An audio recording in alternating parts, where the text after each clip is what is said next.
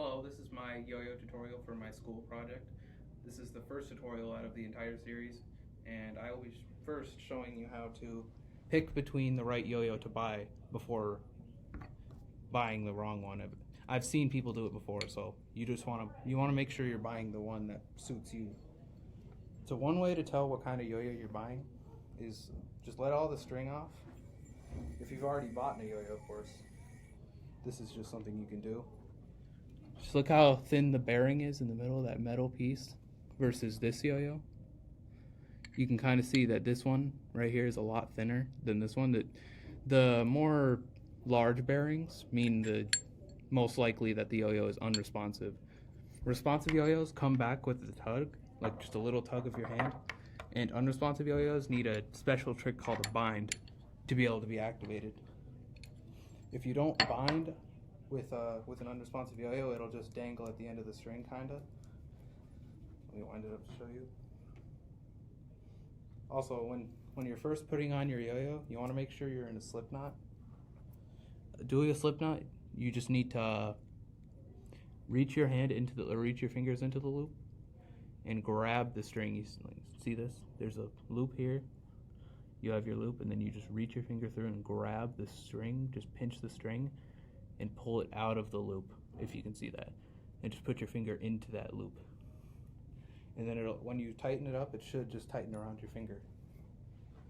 Okay, now what you want to do, you should probably put it around here, just so this provides a lot of control right between these two knuckles here.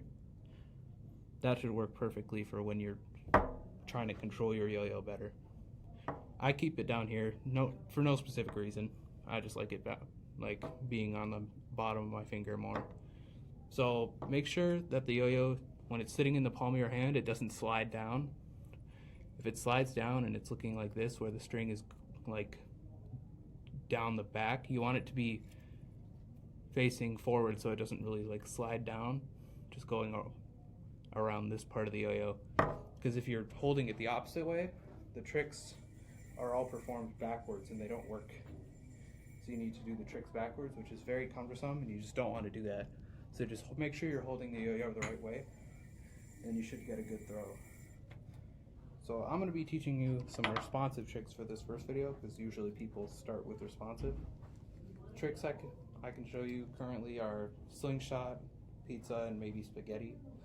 Those are 3 simple tricks that you can learn as a beginner for responsive. So when you're throwing your yo-yo, you want to make sure that you line up your palm, elbow, and shoulder. If you line these 3 things up and make sure your hand is parallel, not twisted to the side, then it will have a straight throw. If you throw it at the side, it'll kind of have like a off-axis throw. You don't want that, or else the center of gravity is off and it'll start tilting to the side and the spin will die out, which you obviously don't want. So just make sure you also get a powerful throw. Throw down, let it kind of roll off the front of your hand. You'll eventually build a technique to where you'll be able to do it consistently every time. But for now, you're probably gonna, do it lightly or do it off to the side. So just keep practicing that until you get that down. It eventually gets easier, and you'll be able to get consistent at it. So you just want to learn that. And when you want to bring the yo-yo back to your hand, just give it a good tug. Don't just give it like a light little tug. Just tug it back up to your hand, like you're trying to lift it up. That'll really help, because I see a lot of people that do that. They'll just give it a little lift back up. And the first trick, the pizza, is a simple one.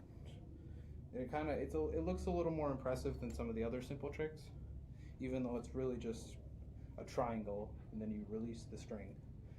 So to do pizza, this is a simple trick. So you can actually leave the yo-yo. See how it's spinning right now? You can actually just stop the spin and practice it like this. You don't need the yo-yo to be able to practice this trick. So basically, to do pizza, all you do is take your other hand, your opposite hand that doesn't have the yo-yo string, and just do this. Make this position with your pointer and thumb, and you just bring your hand together